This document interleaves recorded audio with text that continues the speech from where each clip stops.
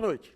O cinema brasileiro vive um momento de alta. Segundo dados da Agência Nacional de Cinema, Ancine, houve um aumento de quase 22% no faturamento do setor audiovisual nos últimos 2 anos.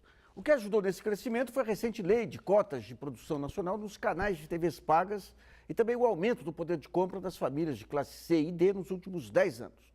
O número de assinantes das TVs por assinaturas saltou de 7 milhões para 17 milhões. O programa Brasilianas.org discute hoje a produção das empresas de audiovisual no Brasil. Como o setor vem aproveitando os incentivos fiscais e as leis de defesa para se tornar mais competitivo no mercado nacional e internacional. Para responder a essa e outras questões, convidamos a diretora executiva do Sindicato da Indústria Audiovisual do Estado de São Paulo, Débora Regina Ivanov. E no estúdio do Rio de Janeiro, o superintendente de acompanhamento de mercado da Ancine, Agência Nacional de Cinema, Alex Patês. Também contamos com a colaboração da jornalista Priscila de Paula, que selecionou perguntas enviadas pelos internautas ao site www.brasilianas.org. Lembramos que o programa de hoje foi gravado. Para começar, queria ver primeiro com a Débora. Débora, explica um pouquinho essa lei, essas cotas aí na TV a cabo, o que elas definem, determinam e qual que é o peso delas na amortização do custo de um filme. Bom, as cotas, elas estabelecem 3 horas e meia de programação nacional nas televisões a cabo, sendo que metade dessas horas são dedicadas à produção independente. Ah, tá. Então, para nós, produtores independentes, é um mercado imenso que se abre. Você imagina você multiplicar isso pelo número de canais de televisão a cabo. Então, nós que estamos tradicionalmente dedicados à produção de cinema, agora temos uma oportunidade em horário nobre. Ah, tem que ser horário nobre. Em horário nobre, isso que é extremamente importante. De vez em quando eu vejo uns de madrugada, assim, mas... Não, mas para cumprimento das cotas, exatamente, essa foi a grande luta, né? Para que o conteúdo nacional seja exibido no seu melhor horário, né? E qual que é o pagamento que vocês recebem por... Qual que é a medida aí? É a audiência de cada canal em si? Como é que é feito? A gente não tem a medição do público ainda nos canais de televisão por assinatura, ele ainda é frágil, né? Ele está começando. A gente não tem assim essa medição. O que a gente sabe é que o mercado de assinantes está crescendo muito, né? Mais de 20% ao ano.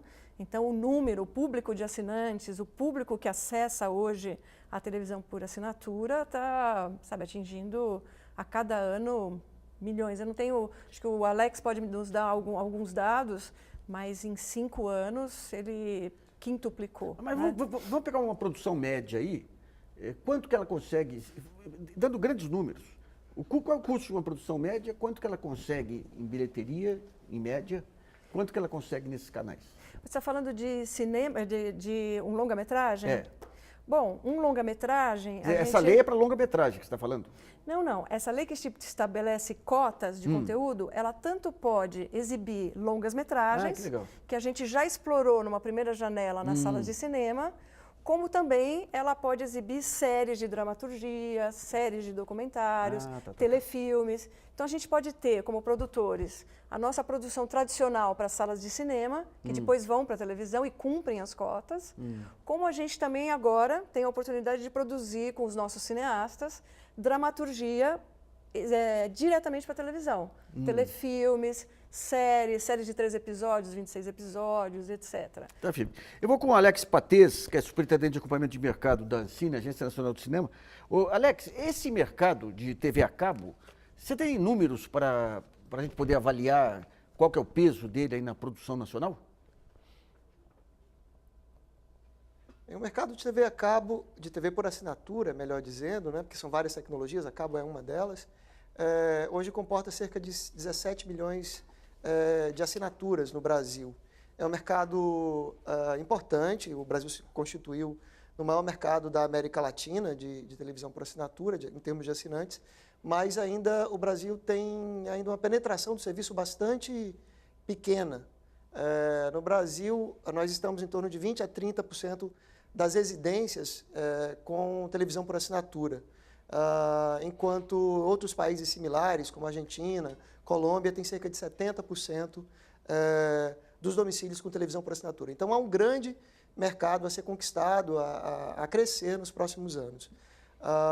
Então, nesse mercado, a nova lei de televisão paga, que a Débora citou, ela cria essas cotas para a produção brasileira independente dentro dos canais, mas cria também uma outra cota, que eu acho que é importante dizer, de canais brasileiros dentro dos pacotes de televisão por assinatura. Então, quem é assinante de televisão por assinatura deve ter notado que nos últimos meses entraram em cena alguns novos canais na televisão por assinatura em função dessas novas cotas. Na verdade, essa cota para canais dentro da televisão por assinatura, dos pacotes, ela é da ordem de 1 para cada 2 canais. Um terço dos canais devem ser brasileiros, um terço dos canais que exibem filmes, documentários, séries, realities, devem ser brasileiros, até o número de 12.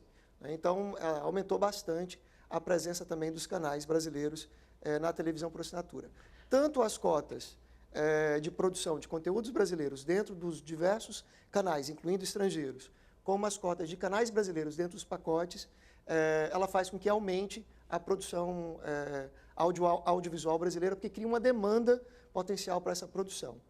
Isso tem gerado, digamos, acho que a Débora pode falar muito bem, um boom na produção de programas, especialmente para televisão, mas isso também tem refletido na produção cinematográfica, aquela voltada na primeira janela para a sala de exibição, para os cinemas. Tá, filho.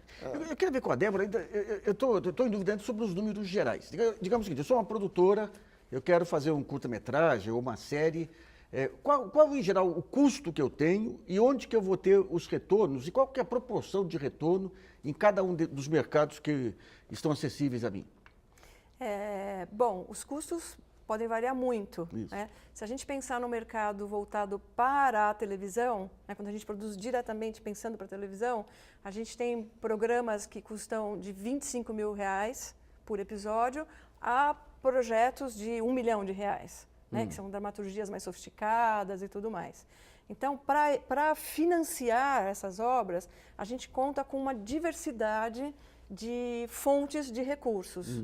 Então, você tem uma série de leis de incentivos que, para o audiovisual, ela é bastante diversificada. Você pode buscar recursos com empresas privadas, com incentivos fiscais. Você pode buscar recursos incentivados, inclusive, com os próprios canais de televisão, tanto abertos quanto fechados, que é o artigo 39 e o artigo 3º-A. Você pode buscar também recursos de marketing nas empresas, né? Oferecendo muitas vezes um merchandising, um product placement, né? Que isso também te ajuda a financiar a obra. E muitas vezes também o próprio canal, com seus recursos de produção, né? Interessado naquela obra, aporta um dinheiro próprio. Fora toda essa gama né, essa variedade de investimentos, há 4 anos que o governo federal, e através da Ancine, criou um fundo chamado Fundo Setorial do Audiovisual, que é um fundo que diretamente aporta recursos para as mais variadas produções, tanto para longas metragens quanto para projetos de televisão. Então, você também pode ter uma parte do seu investimento financiado pelo Fundo Setorial. Quais as condições desse Fundo Setorial? Você tem que ser uma produtora independente. Então... Mas é fundo perdido ou é... Não, não é fundo perdido. Tá. Então, o fundo setorial especificamente para a televisão, ele requer que você entre já com uma televisão pactuada com o seu projeto. A televisão se obriga a pagar um percentual de 10% a 15% pelo licenciamento, pelo direito de exibir a obra. Tá.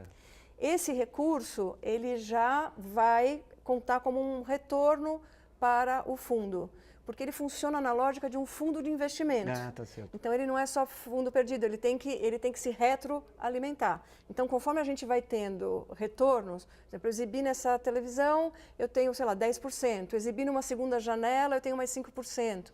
Eu posso também exibir o meu produto no mercado internacional, eu posso vender na América Latina. Então, todos os recursos que eu for angariando como receitas, quer dizer, pós pagar os custos de produção, eu vou compartilhar com o fundo setorial, que se tornou também um cotista do projeto. Certo.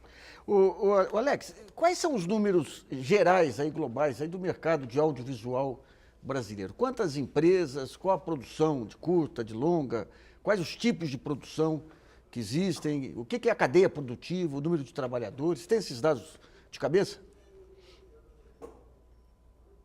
Não, de cabeça é bastante dado, bastante complicado. O que temos é que temos uma cadeia de produção que é bastante complexa, uma cadeia produtiva que envolve não apenas a produção efetivamente, mas a exibição desses conteúdos nas diferentes janelas, né? Aí você tem a janela do cinema, da sala de exibição, da TV paga, da TV aberta, do vídeo doméstico, até chegar ao mercado também de vídeo por demanda, vídeo sob demanda, muitas vezes pela internet, mas nem sempre pela internet. Pode ser através de serviços oferecidos pelas empresas de televisão por assinatura. Esse mercado no Brasil, ele é importante em termos de mundo, ele representa cerca de 25, o mercado audiovisual, o faturamento do mercado audiovisual brasileiro representa cerca de 25 bilhões de dólares por ano. E esse mercado representa, o mercado brasileiro, ele representa cerca de 1,5% do faturamento total do mercado audiovisual no mundo. É um mercado importante, é um mercado considerável, mas ele é ainda assim pequeno quando você pega os grandes produtores, os países que mais produzem audiovisual.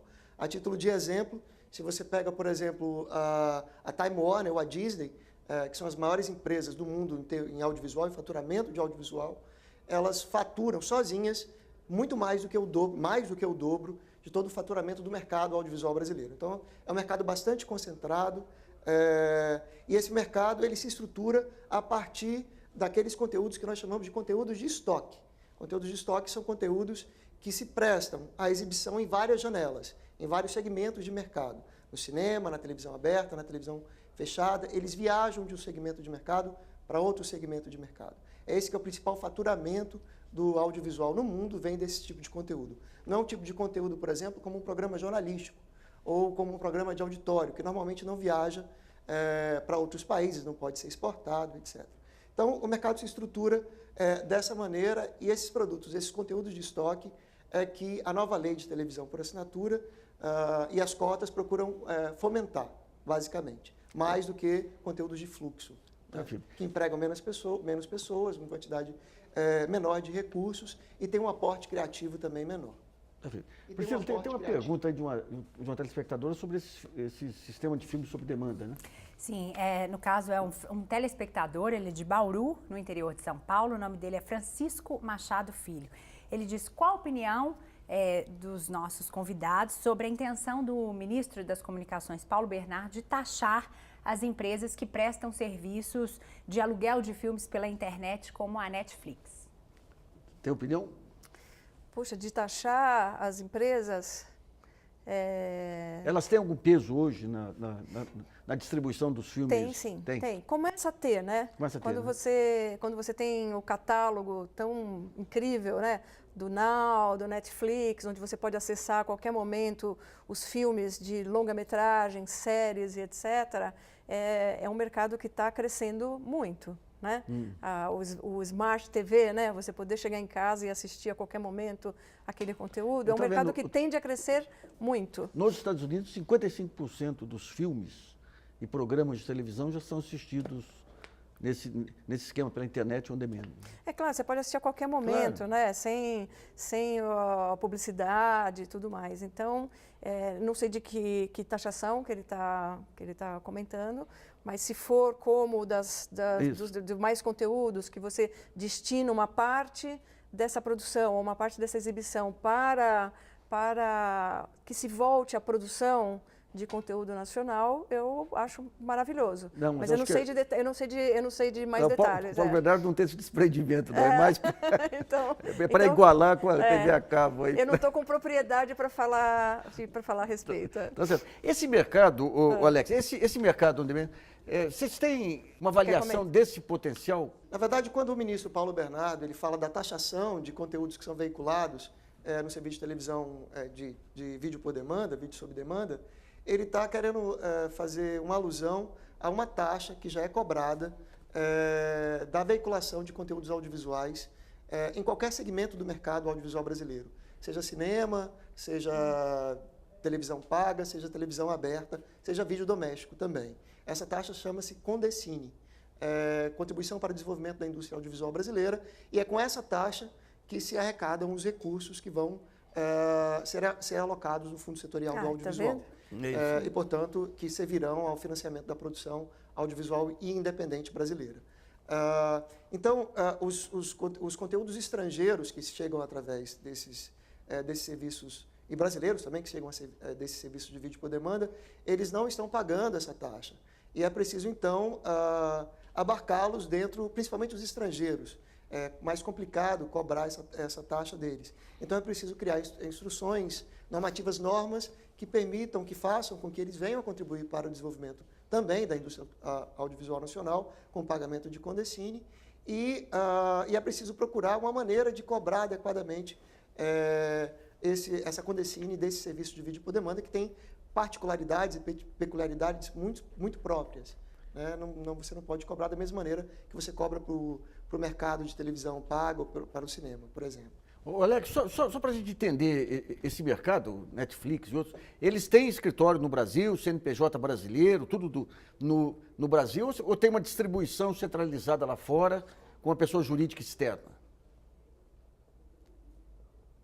A maior parte desses serviços, quando surgiram, a grande parte deles, ou os mais famosos, eles não tinham empresas brasileiras um CNPJ brasileiro. Eles prestavam o serviço a partir de suas matrizes internacionais, e para isso você tinha que ter um cartão de crédito internacional para poder pagar por esses serviços. Mas eles sabem eu creio que eles sabem que precisam estar no Brasil para prestar esse serviço, e temos feito na Ancine um esforço para trazê-los para dentro da regulação brasileira. Hoje, por exemplo, o Netflix tem escritório no Brasil, que é o maior, o mais conhecido no mercado norte-americano, tem escritório no Brasil e já cobra a partir do Brasil as mensalidades dos assinantes que subscrevem esse serviço. Se for pegar em termos desse serviço, Netflix e outros aí, a gente tem comunidades brasileiras espalhadas no mundo inteiro. Vocês têm algum levantamento para saber se há um acesso a esse audiovisual brasileiro por parte de brasileiros lá fora, de comunidades? Eu não sei se a gente tem esses números, não sei se o Alex tem, eu acho difícil, mas pelo que a gente recebe de comunicações, por exemplo, os nossos filmes, os filmes da minha produtora, a gente recebe comunicações do mundo inteiro, né? Portanto, a sua produtora faz que tipo de filmes? Nós fazemos muitos filmes, nosso maior foco são filmes de longa-metragem para salas de cinema. Nós fizemos o ano passado a maior bilheteria do ano, que foi Até que a Sorte Nos Separe. Não sei se você teve oportunidade de ver, uma comédia com o Leandro Hassum. Esse cara ganhou 100 milhões de reais na Mega Sena.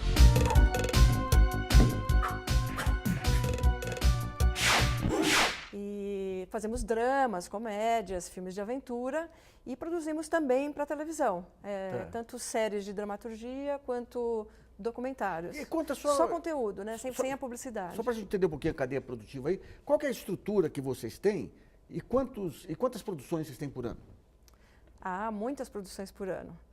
A gente tem uma estrutura fixa que cuida da área de desenvolvimento de conteúdos, cuida da área de negócios, quer dizer, estruturar ele como um negócio, um modelo de negócio para busca de financiamentos, toda a estrutura legal e financeira, ela conta com uma estrutura fixa. Tá.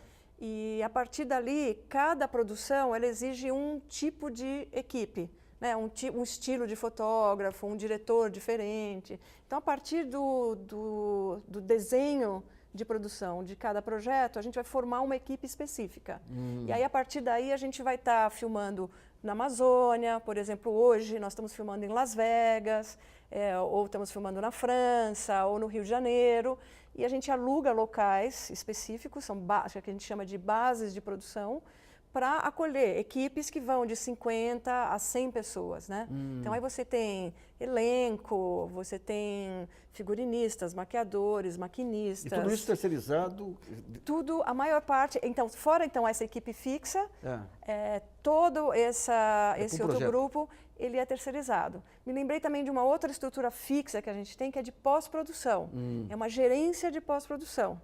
Mesmo você usando casas de mixagem externas, etc., mas você tem um núcleo permanente de pós-produção. Antes os laboratórios tinham uma importância fundamental. Hoje, com o avanço da informática, Isso simplificou ou ainda tem os grandes laboratórios? Ah, tem os grandes laboratórios, porque também existe uma sofisticação, apesar da gente, dentro da produtora, você cuidar de todo o processo de montagem e muitas vezes até cuidar da edição de som, mas todo o acabamento, a revisão desse material em alta definição, né, a recolocação de todas as imagens em alta definição, tratamento de cores, efeitos especiais, tudo isso ainda a gente, mixagem, né, os laboratórios cuidam muito da imagem e do som também.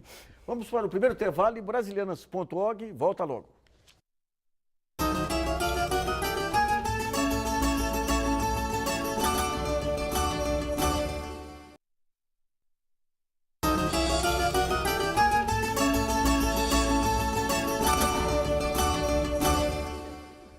Bom, voltamos com brasilianas.org, que hoje discute a produção das empresas de audiovisual no Brasil. São nossos convidados a diretora executiva do Sindicato da Indústria Audiovisual do Estado de São Paulo, Débora Regina Ivanov, e no Rio, o superintendente de acompanhamento de mercado da Ancine, o Alex Patês.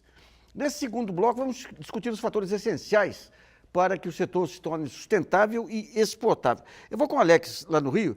Ô, Alex, historicamente aqui, os sistemas de distribuição, as cadeias de cinema, o filme nacional sempre enfrentou práticas meio de cartel aí de grandes produtoras norte-americanas. Aquela ideia de, para levar um grande filme, tem que levar um conjunto de filmes menores. Teve muita mudança nos últimos anos, a entrada de distribuidores internacionais e tudo. Em que pé que está essa questão da distribuição e das salas de cinema hoje em dia? Acho que essa ideia que você coloca dos americanos e do domínio do mercado brasileiro, acho que a gente tem que, para falar sobre isso, acho que é importante falar um pouco sobre a verticalização no mercado audiovisual, que é outra característica da cadeia produtiva, da cadeia de valor do audiovisual, né? Os maiores players, as maiores empresas do mundo no setor audiovisual, elas trabalham numa estrutura verticalizada. Elas conseguem produzir, elas conseguem distribuir esse filme e exibir esse filme, o conteúdo de televisão. Então, as maiores do mundo, as norte-americanas, a Warner, a Disney, todas elas possuem essa estrutura verticalizada de produção, distribuição, agregação de conteúdos e veiculação de conteúdo, e isso em vários países do mundo. No mercado de cinema, essa questão da venda de vários conteúdos, de vários filmes, para quando você quer comprar um único apenas, ele foi objeto de grandes disputas, mesmo no mercado norte-americano. Era algo que era chamado de block booking, e isso foi proibido pela Suprema Corte dos Estados Unidos em 1948, o que obrigou os estúdios a se desverticalizar, principalmente vender as salas de exibição que eles tinham. Mas eles continuaram a vender, a comercializar, a entrar dessa forma em outros países do mundo. A MPA ela é importante nesse sentido, eles trabalham organizadamente, né? É uma característica dessa indústria. Especificamente no mercado cinematográfico brasileiro, nos últimos anos a gente tem verificado, em parte decorrência das políticas públicas que vêm sendo desenvolvidas nos últimos anos, desde 2005 praticamente, a gente tem observado no mercado cinematográfico brasileiro um maior poderio das distribuidoras brasileiras, que atuam tanto elas trazem conteúdo estrangeiro, mas também atuam no filme brasileiro. No ano passado, por exemplo, depois de um longo período, desde a década de 70, uma distribuidora brasileira, a Paris Filmes, ela foi a que teve a maior participação na renda de uma grande parte dos filmes brasileiros. Ela esteve no primeiro lugar nessa participação de mercado aqui no Brasil, dentre todas brasileiras e estrangeiras, com filmes brasileiros e estrangeiros também. Isso é um fato inédito que a gente tem identificado que vai continuar esse ano. Uma série de políticas públicas que foram desenvolvidas nos últimos anos para os distribuidores nacionais, empresas de capital nacional. Isso tem ajudado tanto essas empresas de distribuição, mas também a veiculação de filmes brasileiros no mercado nacional. Eu queria ver com a Débora essa questão da distribuição. Aliás, eu ia perguntar da Paris Filme mesmo, porque é uma dúvida que eu tenho. É que com o avanço da produção digital, com o avanço da internet, da informática e tudo, quer dizer, antes a distribuidora ela tinha que editar o filme e tinha todo um processo logístico aí de distribuir aqueles rolos em todos os cinemas aí. Caríssimo, né? Esse Caríssimos. Hoje em dia, eu não sei como é que é, mas eu presumo que os filmes vão até os cinemas via de internet ou coisa e tal, ou continuam os rolos de cinema? Olha, hoje em dia a gente está numa transição. Né? As salas de exibição no país todo estão se digitalizando. Aliás, isso faz parte de uma política pública também, promovida pela Ancine, de apoio à digitalização das salas em todo o país. Mas a gente ainda está no meio desse processo. Então, parte das cópias dos nossos filmes ainda são em película e parte são digitais, para transmissão digital. Então, a gente ainda tem essa logística e estamos experimentando também a exibição online, que é óbvio que vai mudar completamente o fluxo, a logística e o custo para a distribuição dos filmes no país. Porque eu imagino o seguinte, se tudo for via digital aí, nada impede o aparecimento de pequenas produtoras e você ter um supermercado de filmes disponíveis, não necessariamente nas mãos de algumas grandes distribuidoras. Esse movimento lá fora, vou perguntar para o Alex, lá fora, Alex, esse movimento de implosão do mercado de distribuição aconteceu assim como com as gravadoras e com a mídia em geral, ou ainda é um mercado que tem os personagens tradicionais ainda bem colocados? É um mercado que tem os personagens centrais. É um mercado que tem os personagens bastante bem colocados, eu diria. Aqui no Brasil, em termos de conjunto, as distribuidoras, isso no mercado cinematográfico, especificamente, de salas de exibição, que é uma parte do mercado audiovisual. Aqui no Brasil, como em vários outros países, as distribuidoras norte-americanas ainda têm um papel muito importante nesse mercado, na distribuição de filmes estrangeiros e brasileiros também. Mas se você pega outros países, mesmo os países europeus, a Alemanha, a Inglaterra, esses mesmos atores estão lá e têm um papel muito relevante na participação de mercado. Alguns países, poucos países, têm uma participação maior de empresas distribuidoras nacionais, locais, como o mercado francês, o mercado coreano e mesmo o mercado português. Você tem uma participação grande de empresas locais atuando na distribuição dos filmes para o mercado cinematográfico. Eu queria ver com a Débora. Débora, vocês falaram aqui de instrumentos fiscais, fundos de investimento, mercado que já está consolidado em várias áreas. O que é necessário adicionalmente para que haja um salto, né, na produção de audiovisual e na indústria cinematográfica aqui? Tempos atrás se falava em grandes estúdios. Hoje você fala de uma produção descentralizada. O que está faltando para dar saltos adicionais aí? Um dos diagnósticos que os sindicatos têm feito e que as agências também têm identificado é de que nós temos um parque técnico já bastante estruturado, a gente tem produtoras já com capacidade de atender uma demanda maior, mas com as cotas a gente viu que faltam ainda a gente tem que enfrentar alguns gargalos. Um deles é o desenvolvimento de conteúdos. Para a televisão, a gente tem para atender esse volume de horas que a gente precisa ter para as cotas durante um ano, a gente precisa de um volume de conteúdo de qualidade muito grande e que o mercado, que antes não trabalhava para a televisão, o mercado independente, né? É muito recente, ele trabalhava mais focado para a produção cinematográfica. Ele ainda não está pronto. Nós temos muitos bons dramaturgos, muito bons roteiristas, autores, mas que ainda estão se adaptando para a linguagem de televisão. Então, faltam investimentos para o desenvolvimento, para que eles possam criar com mais conforto. Né? Temos notado também que faltam técnicos. Com o aquecimento do mercado, a gente sentiu falta de técnicos. Sabe, quanto tempo para preparar um técnico? 1 ano, 2 anos, pelo menos, né? Então, assim, sabe, na área de elétrica, na área de fotografia, na área mesmo de arte, né, cenografia e tudo mais. Temos excelentes, mas o mercado está tão aquecido que hoje em dia você disputa a agenda desses técnicos. E né? como que é, nessa competição, ter um personagem aí do tamanho da Globo Filmes? Nessa competição? Às vezes a gente ouve críticas que a Globo Filmes ela acabou tendo quase um monopólio virtual aí sobre os filmes, pela força da distribuição, pela força... Mas a Globo Filmes é ela tem também um papel muito importante, porque ela não produz o filme, né? Ela entra como uma coprodutora, colaborando muitas vezes no financiamento da obra. Então ela fortalece a cadeia produtiva. Ela fortalece a cadeia produtiva. Então, em geral, os modelos de negócio com a Globo Filmes são um pouco de investimento e também investimento em mídia, divulgação e muitas vezes também um suporte no acompanhamento do desenvolvimento da obra. Sabe, no desenvolvimento criativo, com todo o know-how que eles têm, para poder ajudar no amadurecimento daquele trabalho. Então, é uma junção muito poderosa, porque quando a gente tem um espaço na mídia para divulgar nossos filmes, ou às vezes a gente entra dentro de uma novela, né, o ator citando que vai assistir aquele filme e tudo mais, tudo isso ajuda a divulgar o cinema nacional. Então, ele tem sido um forte aliado dos produtores. O Alex, em termos assim, de modelo de desenvolvimento da indústria cinematográfica, pegando outros países, que lições que nós temos ainda para incorporar de outros países, pensando aí num horizonte de 10 anos?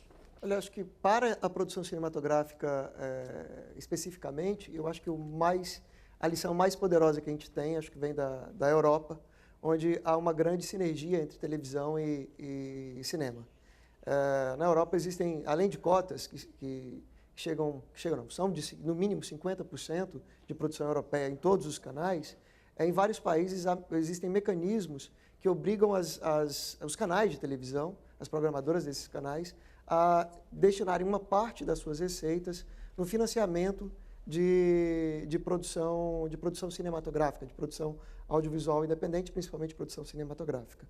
Isso alavancou, se você pega os filmes europeus que a gente vê nas cartelas, sempre há um logotipo de uma empresa de televisão ali nesses filmes europeus. Aqui no Brasil, com a 12485, que é a nova lei de televisão por assinatura, há uma maior sinergia, sem dúvida, entre cinema e televisão que começa a se desenvolver.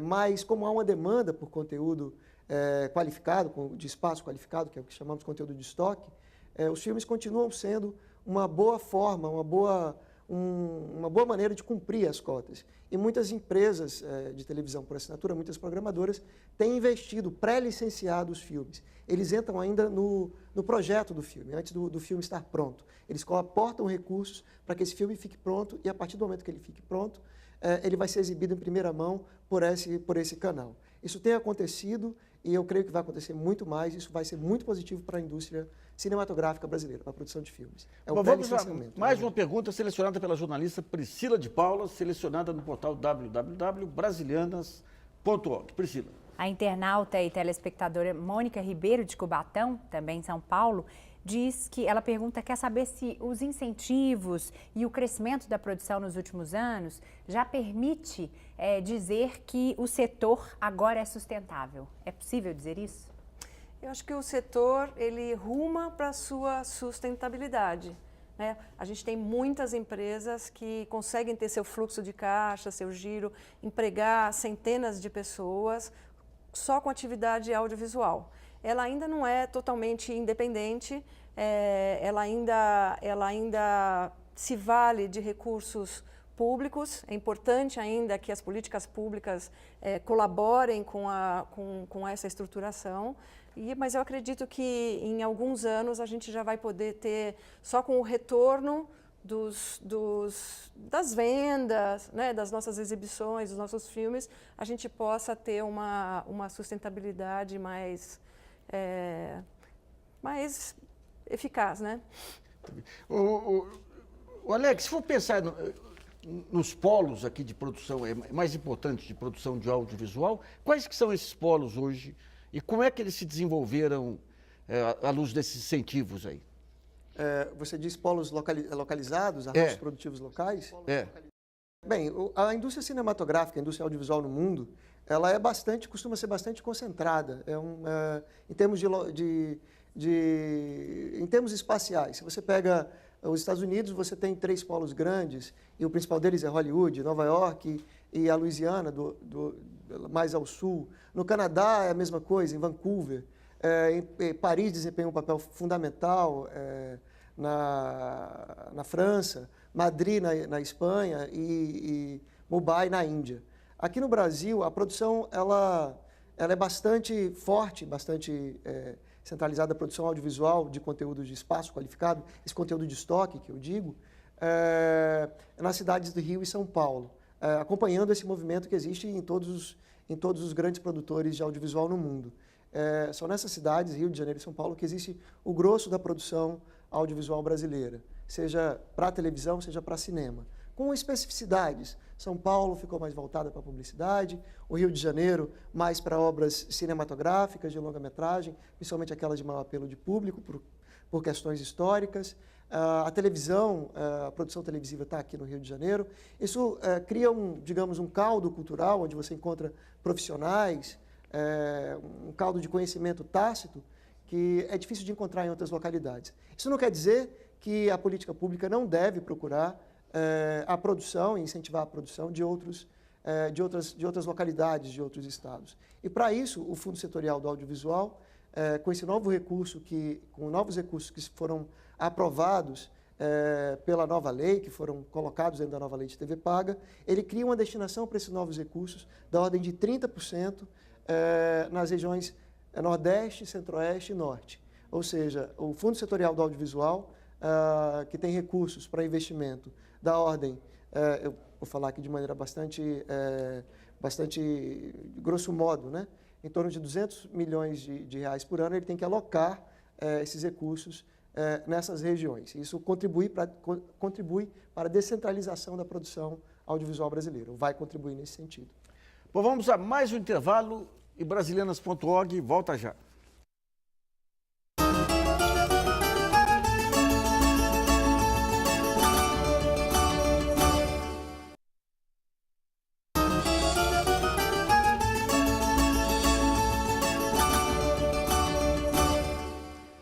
Bom, voltamos com brasileiras.org, que discute hoje a produção das empresas de audiovisual no Brasil. Nesse terceiro bloco, vamos falar dos desafios que o setor público tem para incentivar também as produções a partir das novas mídias e também entender um pouquinho essa questão da qualificação da produção brasileira para a conquista do mercado externo. Nós já falamos aqui desse filme sob demanda, tem muitos canais de TV paga também, ou TV a cabo em outros países com produção brasileira. Agora, em termos da qualidade do filme brasileiro, a gente assiste alguns filmes, aí, realmente algumas comédias leves, aí, com qualidade internacional.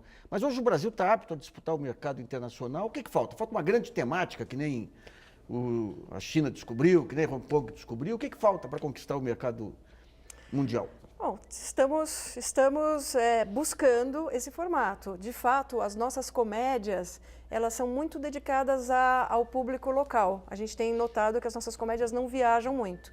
Os filmes brasileiros que têm mais viajado são dramas. Ah, são dramas? São dramas, né? Então, que eu acho que ele tem um apelo mais fácil para conquistar o mundo. Dramas, aventuras, a gente não faz muitas aventuras, né?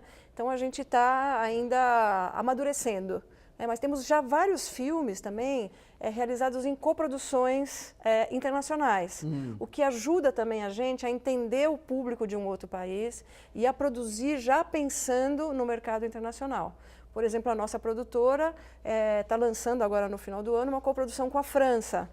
Então, já no nascedouro do projeto, você já pensa, no mínimo, em mercado europeu e mercado latino-americano. Então, ele já nasce com essa vocação e ele já é lapidado para atingir esses dois mercados, né? Então, eu queria ver com o Alex, essa questão da temática brasileira. Se for pegar a cara do Brasil lá fora, isso aí desde Gilberto Freire para cá, você já tem uma imagem que passa por Cabo Miranda, passa por Zé Carioca, e uma imagem que nos últimos anos se reforçou com a questão das festas populares, o modo de ser descolado, a sensualidade, a alegria, a natureza. De alguma forma, tem alguém pensando estrategicamente para trabalhar esses símbolos nacionais no plano internacional da indústria do audiovisual? Eu creio que nós temos pensado nisso e pensamos nisso com o auxílio da Apex, a empresa, né, brasileira que promove, a instituição brasileira que promove a inserção dos filmes brasileiros lá fora. Há 2 programas que são levantados pela Apex, com apoio do Itamaraty também, de levar os conteúdos brasileiros para outros países. Um é focado principalmente no mercado de televisão e tem ajudado já há bastante tempo, a Apex tem apoiado produtores independentes brasileiros no mercado de feiras internacionais, de conteúdos audiovisuais, a exemplo do MIPCOM, em Cannes, na França, né? E há uma série de iniciativas da Apex nesse sentido de reforçar a marca brasileira e a Ancine trabalha junto com a Apex no comitê gestor desses programas para levar o conteúdo brasileiro lá para fora, de estabelecer essa marca brasileira. Os produtores independentes, principalmente aqueles voltados para produtos de animação, eu acho que têm sido os maiores beneficiários dessas políticas que têm sido alavancadas pela Apex, com o apoio da Ancine, do Itamaraty e uma série de outros. Deixa eu até te fazer um comentário nesse sentido. Esse ano, nós ganhamos o maior prêmio de animação do mundo, que é no Festival de Annecy, uma produção brasileira. O Brasil sequer participou de competições nesse festival, que é extremamente restrito. Então, assim, é um ganho da animação brasileira, que não só conseguiu participar, como ganhou o prêmio máximo do festival. E a partir dali, ele é vendido para o mundo inteiro. Então, uma animação genuinamente nacional. Qual a temática dessa animação? Ela fala um pouco sobre a história do Brasil, sobre a luta do povo brasileiro e contado pelo lado dos heróis que não ganharam medalhas, que a gente diz, né? É uma visão da história pelo lado dos oprimidos, né? E é uma história muito bonita do Luiz Bolognese e que conta as principais lutas brasileiras, mas pelo lado dos índios, que muitas vezes perderam algumas batalhas, né? Alguns revolucionários que em momentos históricos perderam a batalha, mas que ao longo da história eles foram nossos grandes heróis. Você está entrando numa das cidades mais seguras do mundo. Bem-vindo ao Rio de Janeiro. Viver sem conhecer o passado é andar no escuro. Eu sei porque eu tô vivo há quase 600 anos. Eu vi muita coisa. Posso contar.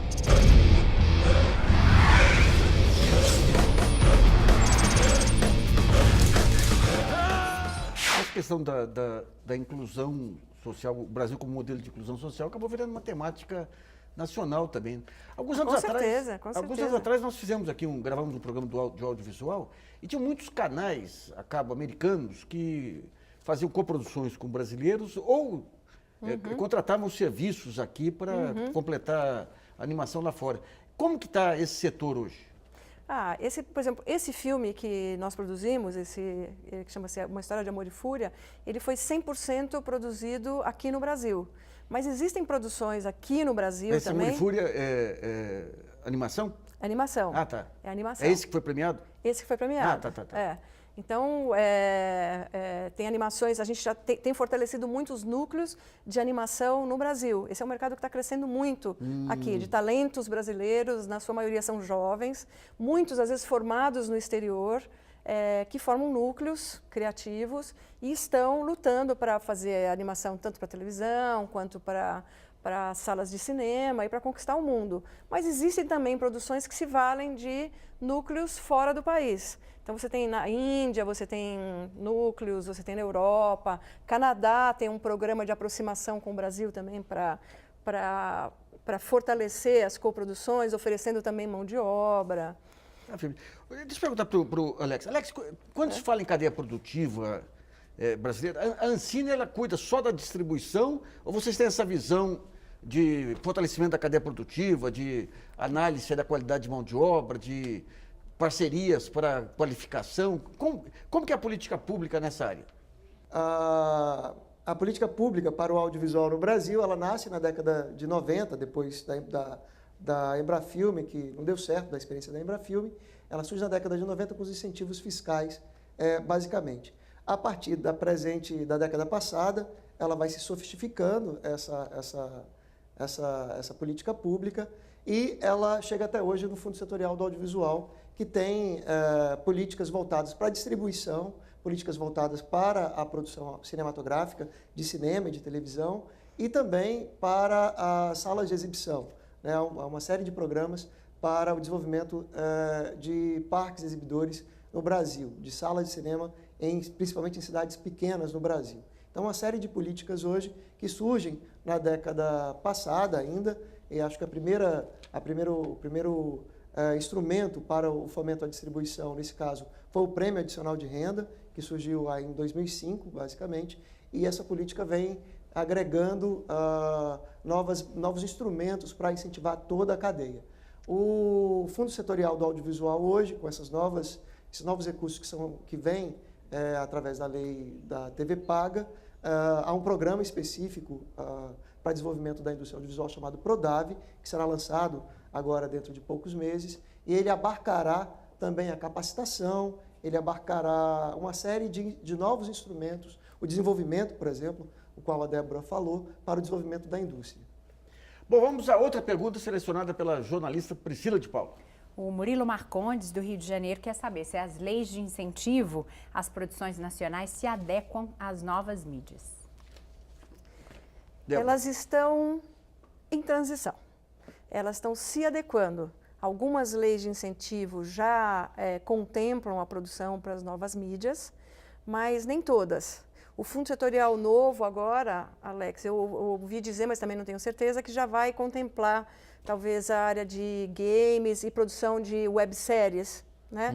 Então, aos pouquinhos, essas novas mídias também estão sendo incorporadas nos incentivos das políticas públicas. Essas webséries passam onde? Na internet. Não, eu sei, mas... Tem no YouTube. Tem produção já específica para... Tem. Ela é pequena ainda, mas ela já existe. O ano passado teve até uma websérie de uma jovem aqui de São Paulo que foi muito assistida, teve muitos espectadores. Então, sabe, séries às vezes de 4 episódios, de 13, de 26, enfim. E programas também, né? Você vê o Porta dos Fundos, né? Que, com esse sucesso todo. Sim. Então, programas de variedade, mas também estão surgindo produções de dramaturgia, com tempos menores, né? Porque na internet você quer ver, às vezes, uma história mais curta, né? Mas já existe em linha, assim, de financiamento e apoio. Então, eu queria ver com o Alex. Alex, tem esse avanço da banda larga que a gente espera melhorar a qualidade também. Hoje você tem aparelhos de televisão que permitem você entrar no YouTube e ver o que quiser também. O futuro, quando você olha nos Estados Unidos, o futuro está em assistir filmes, produções, televisão pela internet. Em relação a isso, vocês estão com uma estratégia, estão pensando, já tem um desenho do que seria esse mercado aqui daqui a alguns anos? O mercado audiovisual no mundo todo, ele caminha, desde a década de 90, eu posso dizer, para buscar aquilo que hoje é conhecido como vídeo por demanda. O consumidor, ele vê o vídeo, o produto audiovisual na hora que ele quiser, é a personalização do consumo aí. E isso, para as empresas do audiovisual, isso é muito bom. As empresas que trabalham, principalmente na distribuição de conteúdos audiovisuais.